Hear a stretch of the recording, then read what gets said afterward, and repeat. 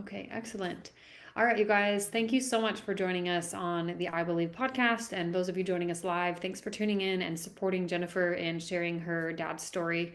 Um, we are so excited to have her with us. And before I introduce her, I'm just going to run through a couple quick housekeeping things.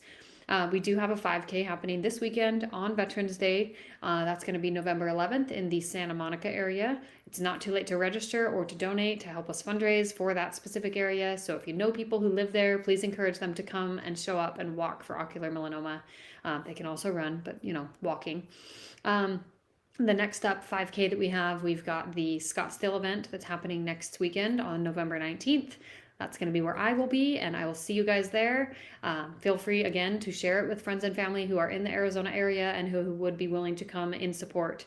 Even if you're not from the area, please encourage your friends and family who live in the area where a walk is happening to come and support us at that walk. We're fundraising for local research with Dr. Mosier and his team, as well as the General Research Fund for a Cure in Sight. In December and in January, we also have walks coming up, so just keep a lookout for those on lookingforacure.org. We've got 2 Texas walks coming up in December 9th and 10th. That's in the Dallas-Fort Worth area and the Houston area with Dr. Harbour and his team. And then in January, we've got Dr. Correa and her team, and the Miami, the Tampa, and the Orlando areas. And they might not, one of those might be happening in March. Actually, I think Miami is March, but Tampa and Orlando, I believe, are the ones that are happening in the month of January. So keep a lookout for those, register for those, tell your friends and family in those areas, and help us fundraise for the Looking for a Cure ocular melanoma walks that we have coming up. The next little piece of business that I want to tell you guys about is for anyone who does not know, we have a store. Oh, and it's crooked. So we have a store with some unique kind of wear and share type of things. We've got eyes of basically all the colors. I think we have green, blue, and like kind of a golden hazel, like topaz. But we have eyes in gold and silver. We have these kinds of pins that you can see here. We have car decals, car magnets. So any shopping you want to do for the holidays, Jennifer is all decked out for the holidays back there. But any shopping that you want to do for the holidays for your friends and family to just help encourage them to, support and wear and share for ocular melanoma to spread awareness.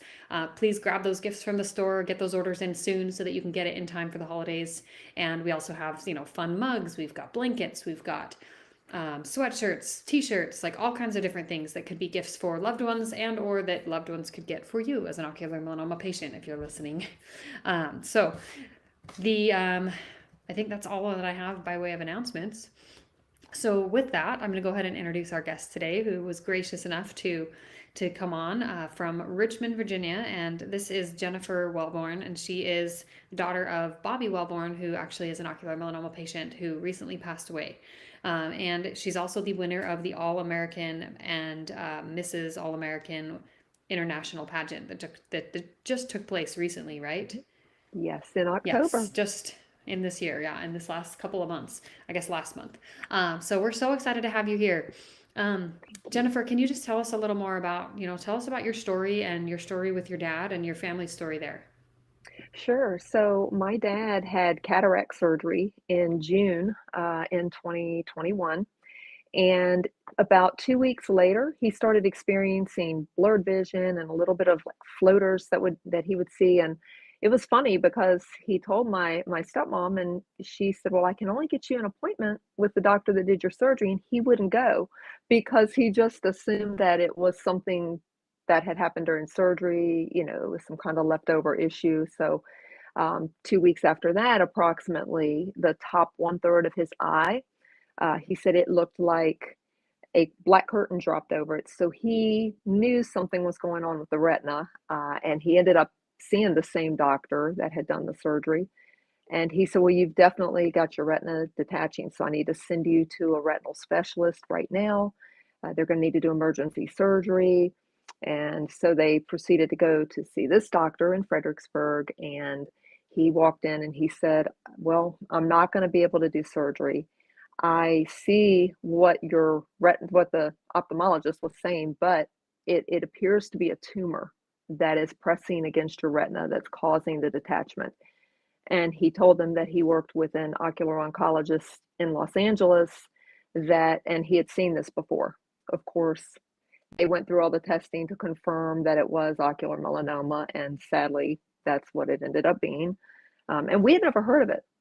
We didn't even know that it existed. We were shell shocked, and so he went through and did all the scans, all the testing, and they told us it was just in the eye at that point, and they were going to put the plaque in, which he had about a month and a half after it was diagnosed, in November of 2021. And pretty uneventful, didn't really have any issues with that. And when they took it out, of course, he had, the swelling, and they were doing the injections to help him with some of the blurred vision. But they said that where they had to place the plaque was right on his optic nerve. So he would go blind, which miraculously, he never did. He didn't see fantastic, but he could see, and he was still driving up until the point where he, got so sick. Um, he went in about, I guess, 8 weeks later. They did some tests to see if the tumor was shrinking. It was. So they were feeling pretty good. Sent him in for scans, no evidence of disease.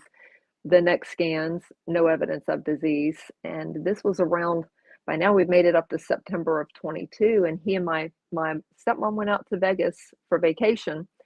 And he said, they're telling me that I'm not okay, but I feel okay, and I'm just going to go live. And he did that. And he had started to have some issues with his leg where they needed to put in a stent. And I guess that CT scan that they did that would, guide the doctor to do the placement of the stent, that particular doctor didn't see a problem, but the oncologist did see a problem. And she called us. This is literally about a 2.5 week span from no evidence of disease to we need you to come in now, not January. And so we knew something was wrong. And when he went in, we got the diagnosis. It had gone to his liver. And in that short time span, it was their exact words were they were innumerable. They couldn't even count the tumors that were there. So they talked with Dr. Sato in Philly, and he suggested Opdivo Yervoy. And so Dad did that. Now, he was fortunate in that he didn't have a lot of the side effects that many patients on that combination or one or the other experience. But it didn't help him at all. When he went in, he did 4 infusions. And at the end of that 4th infusion, when they did his scans, they said there's even more tumors now than there was. There's a spot on your femur. You've got 3 tumors on your spine, one of which was so large it actually broke his vertebrae in his back. And so they wanted to go ahead and start radiation on that. That still took, believe it or not, and most ocular melanoma patients will know, it took months. It was over 2 months before he got radiation on the spine, and it was a solid 3 months before he got any treatment to the liver at all. So it was a horrifying time for all of us. And then you feel so helpless because you want to do everything that you can to help them, but your hands are kind of tied because you can't make the doctors see them any sooner. And so I went over the doctor's head and went to the CEO of the University of Virginia and the entire patient advocacy board. And I was like, to you guys, he's patient. To us, he's my dad. He's a husband. He's a grandfather. He's a brother. He's an uncle. So something needs to be done. And miraculously, they got a call the same day that said they were going to go ahead and get him in for mapping with interventional radiology to see if he would be a candidate for Y90. And he was, but that took another month to get that started after the mapping process. And his oncologist called him and gave him the news. She said, well, the good news is you are a candidate, and the interventional radiologist thinks that the flow is perfect. It's going to feed right into the tumors. The bad news is I'm not sure you'll live long enough to get it. And that was just how blunt she was. And he did get the first lobe, the right lobe, which was his worst. They did treat that, but he just could never bounce back. He was so sick. He could not eat. He couldn't drink. He would tell us, I feel like I have a brick in my stomach. I just can't eat. And so his last few months, he was tough, but it was hard. He really did suffer. Well, Jennifer, I am so sorry for your guys' loss, and I just have so much empathy and um, compassion for the fact that he was struggling for so long. And I think that's like, I think we talked about this maybe in a Facebook message at some point, how you just said this is probably one of the hardest parts is that you get this diagnosis of a metastatic disease and then you're just stuck. You're just stuck Yes. waiting.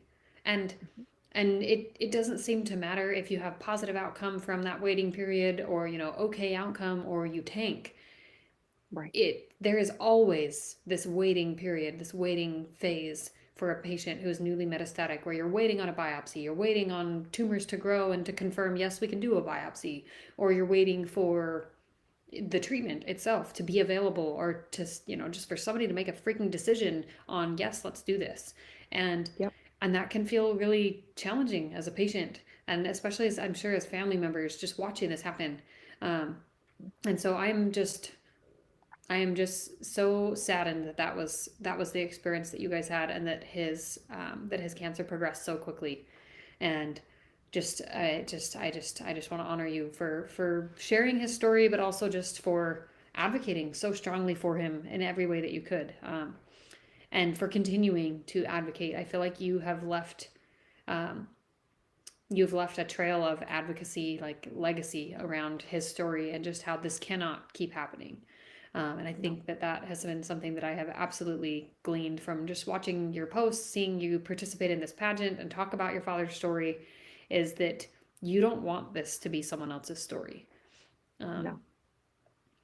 so I admire that. I admire the passion and the drive, but I wish that it had not had to come from such a difficult place. Um, So let's talk a little about your decision to honor your father's legacy and just your participation with this pageant and just some of the fundraising that you've done. How has that helped you in coping? Post I guess post loss, just after losing him this earlier this year in the summer. Yeah. So we knew, I think one of the biggest things is I don't know that really everybody in the, especially if they're outside of like the oncology units, there's not a lot of empathy, right, for these patients. It's more like you were saying, just hurry up and wait. I can remember getting him into the ER one day, and the doctor's like, "Oh, well, he had ocular melanoma, and it's in his liver. I mean, so what do you want us to do?" We were like, "Well, we would like you to get him hydrated, and let's just at least get." And he's like, "Well, this is not going to end well." And we said, "We are acutely aware of how this is going to end, barring a miracle of God, but we want him to not suffer." Yeah. So I think that for me, just the coldness sometimes that we experience, the lack of empathy, the lack of compassion. Um, I mean, I've got some horror stories of things that he went through. And so I think for me, it was just, he had told me early on, he said, "I have signed papers. I know that it's going to not likely do anything to help me because we're not far enough along in research." And he said, "So, but I've signed them because maybe down the road, my experience will help somebody else." And so I told him, I said, "Dad, I promise you, when you cannot fight anymore, I will fight for you. I'll be your voice. I will be a voice for all of the Omis, and I will advocate for this cause for the rest of my life. It's not a short-term thing for me. My heart for these people that have to go through this and their families is just huge." And this, Danette, this group, the groups with the that are experiencing ocular melt, they're amazing. Like most of us have never met each other, but we really do connect and we feel like family. And we really, truly, I think we're the only ones on earth that really understand each other, right? No, for sure. Because a lot of people don't get it. They just don't. So the pageant, everybody, you have a platform, and so this is mine, and I'm going to use my title to make other people aware that this disease exists, because we didn't know that it did, and to push for annual eye screenings. We go get checkups, mammograms, every other part of our body, they need to have checks on. Well, we need to take our eyes just as seriously. And so that'll be a big part of my program. And I did, for the pageant, when I did talent, I actually wrote a poem for Dad. And it was so touching for me, because it really was a way for me to open up and let some of my own grief out. But when I shared that in the ocular melanoma Mets group on Facebook, I had a few patients that asked if I would share their words, which of course I was honored to do. So at the end of my poem, I had direct quotes from a handful of patients, and I read them at the pageant. And I can't tell you, people were coming up to me after, and they were saying, I didn't even know this was a thing, had no idea. So that's how I plan to use my year as All American International, and go around and advocate, make sure people know that it exists, and be there for people that are going through it. You're not alone. I will help anybody any way that I can, and I've made myself available for phone calls, text messages, Facebook messages, whatever they need. Well, Jennifer, I think that's such a powerful way to use this, difficult, I mean, horrific thing that has happened to your family, and to move that, kind of move the needle forward, and to say, okay, we don't want this to happen to anyone else. We want the story to look different. We want, like you said, you want your dad's willingness to make a difference, to sign those papers, and to say, it might not help me, but maybe the information will help someone else.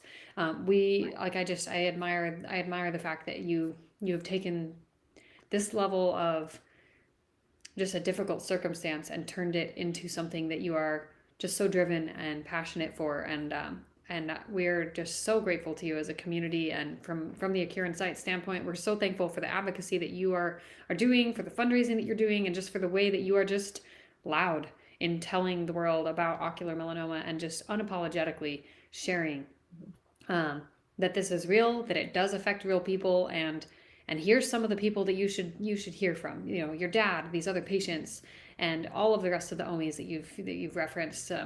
I just think it's such a powerful way to use that platform. So thank you. Oh, thank you. It's an honor to be able to do that, and to just be able to be there. I think sometimes this journey can be lonely, even surrounded by family. I can remember Dad early on told me, he said, I'm not afraid to die. He said, and I don't ask God to heal me. I just ask him for the strength to get up every day and be strong for my family. And he did that. Even as sick as he was, he did that. He was, my brother, Tommy, would help him get from his bed to his back deck, up until the day before he passed. He just wasn't quitting, and he wasn't going to lay down for it. And that seems to reverberate through so many patients that are, going through this right now. They don't quit, but like you had mentioned earlier, there's just so much that we don't know. There's all the information about the trials. I read that every day in the forums and the different groups about, what do you guys recommend? What's available to me? And it's sad that information is not out there, because there's a lot of different things going on, and not everybody's going to respond the same way to every treatment. Yeah. So the more that we have, the better. No, exactly. Well, and that level, we talked a little about this before we started recording, but that level of almost disconnect, right, between sometimes the patient and their families just sometimes not even knowing the full extent of what is available. And that is something that, here at Accure Insight, we are striving to remedy that as much as we can by, sharing information on the podcast, and having physicians, having chief medical officers from various different bio companies come on and talk about what's going on, so that, even if you don't hear it from your doctor, you will hear it from us. And we will make Right. sure that if we have access to that information, that we will share it with you. We'll share it via email, we'll share it on social media, and if possible, we'll get them on the podcasts, so that you can hear, like, firsthand what's going on, what do they have to offer. And Right. I hope that we can continue, this trend of being able to really just make the information accessible, right? Make it so that there's not that added layer of a barrier between patients and getting care, that it's not sit around and wait because you don't know what to do. Maybe it's sit and wait because you're deciding what to do. And Right. there's options enough in front of you that you actually do have to sit and make a decision. And that it's not just kind of throwing, wet noodles at a wall and hoping they're going to stick. Um, and I do, like, I mean, I do have a lot of hope just from interviewing some of these different medical doctors and these researchers. Like, I do have hope, as a patient myself, and I have kind of a unique perspective on that. And sometimes I can't always publicly share that.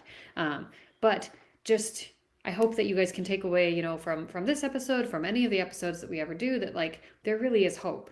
And more than anything, we want patients to walk away from these kinds of episodes, these kinds of story shares, the information that we give. Like, we want that to help foster a community of hope and of belief in Yeah. the fact that there is work being done, and that the work will impact us, even if we can't see exactly how or when. Um, Right. so let's kind of shift gears a little bit. Like, what do you, having experienced this for the last roughly 2+ years of your family's life, and just seeing your dad go through this, um, and just kind of having a little bit of a more unique inside look, I think, on the medical system, because you were such a strong advocate for him. What do you hope to see change in the future of ocular melanoma? I know you mentioned eye exams, but maybe aside from that initial pre-screening, what do you hope will change? Well, I hope that a lot of these pharmaceutical companies will get out and like you and I were discussing earlier, get this information to the public. Get these, we see commercials on television for breast cancer treatments, for example, 100 different times a day on all of these different channels, but there's never in I really honestly cannot tell you I've ever seen one that will specifically say ocular melanoma, yet we know that it exists, right? So, I think educating people that it exists is huge. They need to be aware, but then when you do face a diagnosis like that, you can turn your TV on and you're gonna see, hey, there is hope. There's this treatment, there's this treatment. So as you were saying, we've got, several different options. Which one do we want to go with? And so I think that's very important because if we can't get the pharmaceutical companies on board, and then I can tell you in Dad's case, his Opdivo, now he did have good insurance, thank God, but his Opdivo Yervoy treatments, $86,000, and then his out of pocket was 5,000 per treatment. So the fact that when you're diagnosed with this disease, that so many people have to internalize, well, can I afford this? Dad would tell us, I'm not going to die and leave my family millions and millions of dollars in debt. So I think that somewhere we have to bridge the gap there, right? Don't make these patients choose between living or being able to take a treatment. They need to have access to these treatments without worrying if they can afford it. I just think that's horrific. That is No, that's the such a huge diagnosis thing. is it that is. that concept of, can I afford to have cancer? It's a very Yes. common thing for patients. I think it's a common thing for any patient, but it's especially very common for like a younger adult patient, someone who's under the age of 40 or 50 when they're diagnosed, and they're now experiencing metastatic spread, and they're like, well, can I even afford to travel to go get treatment? Can I afford the treatment to begin with? So I love that you brought that up, because that is a barrier, and that's a barrier that really is a needless barrier to care. Absolutely. Absolutely. I've had several people that I've talked to, Germany is about a 50% cure rate on whatever the cancer is. Why don't we have that in the United States? Why don't we have more people here that are willing to get this information out, that are willing to do whatever it takes to make sure that that is accessible to every single patient? That is infuriating to me. I mean, I go sideways over stuff like that. I just think it's horrific. And I don't know how anybody, whether it's the doctor, the insurance company, nobody has a right to tell these patients you can't live because you can't pay. That is insane. Yeah. Well, and that's, I mean, it's that, and then like just the layers of just some of the difficulties that you guys experienced, right? In finding a treatment, and then in finding out, okay, well, does insurance cover it? Like, just there's so Yeah. many layers to figuring it out, that really make it much harder than it feels like it should be, right? Right. There's so much kind of red tape around the idea of even getting treated for cancer. So I love that vision. I think that I mean I share that, and I admire the way that you've talked about that, and I can see that you're unwilling to back down from advocating Yeah, heavily for that, advocating for that access to care, because that access is it's huge, and having access to care instead of having to constantly fight for that access to begin with that's right. makes a huge difference for the patient, for the families who are dealing with this. Because Yes, if they know that there's access, then there is a much more hopeful feel around their diagnosis, right? Um, right. And the your mentality is so important. Staying, keeping it. My step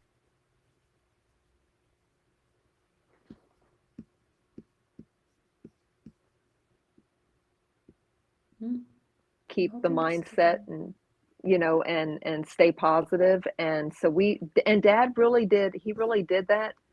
But a lot of patients, you can imagine how hard that is if you get this diagnosis and then you can't afford treatment or no treatment is available to you, or oh, there's nothing we can do. You just have to go wait to die. I mean, how horrific is that? And I think, like here, I can tell you for me, I have, and I'm waiting to hear back from them, and I'm putting them on notice. I expect to hear back from my governor and my lieutenant governor because I've sent letters to them about getting this in Virginia. I want this handled. I want it all over the country, but it's got to start in my state for me. So I feel like it's a stepping stone. But if what seems impossible for one person, if everybody will get involved and everybody will take a step, we can make huge strides in this, and we can make sure that patients have what they need. Oh, I think that's such a powerful perspective to hold and to own that idea. And I've been, drumming this for the better part of the 2 or 3, almost 3 years, I guess, that I've been working with the Cure Inside, is this idea that one person trying to fundraise, one person doing a social media fundraiser or hosting a local fundraiser, participating in a walk, telling someone else about eye exams, there's a ripple effect that happens. And to just believe that just because you're one person, one of those 6 in a million, or the family member of one of those 6 in a million who get diagnosed with a super rare cancer, does not mean that you don't have the ability to make an impact, to make strides. The reason we have some of the Absolutely. treatments that we do have is because of those people who were unwilling to say, oh, I'm just one person. This is just for maybe, a few thousand people in the world. That's just not big enough. That's not big enough for me to feel like it's worth making the difference in. And so I think just rejecting that idea that you're too small or that you're too insignificant, and just really going after and figuring it out as you go. That's what you've done, is you've just like actively figured this out and learned to advocate, learned to get in front of the litigation and the legislation, like all of that. Like you are kind of, you have a unique perspective too in this space where like this is the steps, right? This is the steps to make Mhm. sure the law knows about it, to make sure governors know about it, so that they can be fighting in Washington. They can be part of the team, right? And it really just kind of comes down to this overarching theme that we're going to be adopting for next year, hint hint, is this idea that we are better together. Like we don't need to compete with other physicians. We don't need doctors competing with each other. We don't need pharmaceutical companies competing with each other. We need collaboration. We need Yes, people working together, people coming together to talk about this and to spread the news, to advocate for research, or all of the pieces. There's so many pieces of the puzzle, and all of them come together because we are all unique and fit into the puzzle. that's right. Okay, well, I wanna end.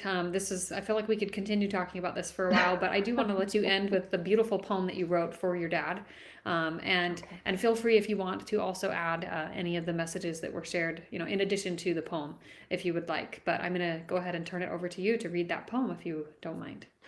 Okay, let me pull that up. Okay.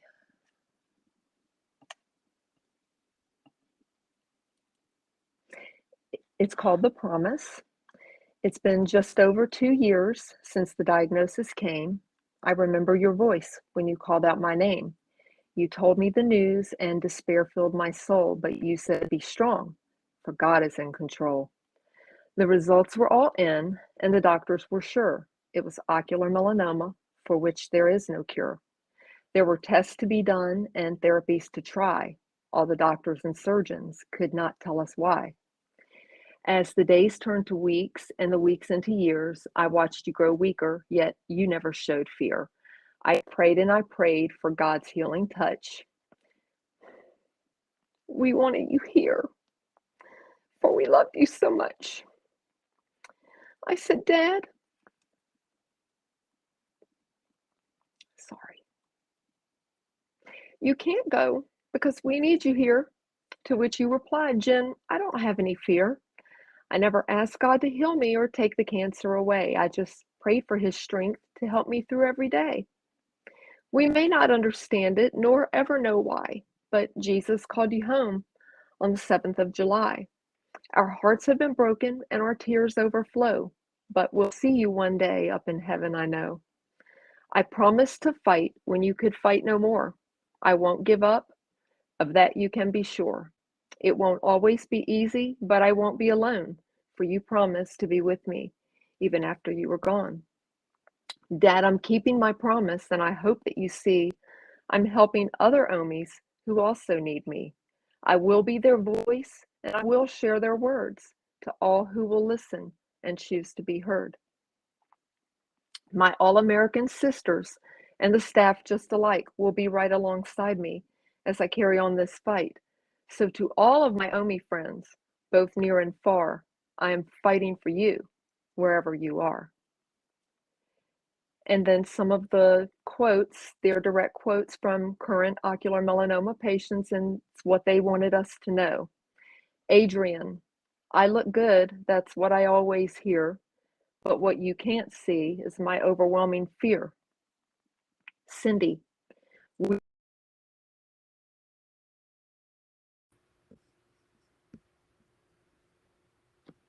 but I just can't seem to put my finger on it. The things that we sometimes take for granted, like pouring a drink or using a screwdriver, are tough. Also, the scan anxiety is real. You're always relieved and excited when the scans come back stable, but always remain ready to put the body armor back on to fight again. Mary, the world needs more people that are willing to stand up and fight. Jean, this rare disease feels lonely because so few understand it. Heather, we are always thinking about depth perception, metastasis, our monocular vision, and scan anxiety. Some of us in certain treatment protocols like Chemtrek have weekly infusions. People ask me how long I have to take these treatments, and the answer is forever or until they don't work anymore. Joan,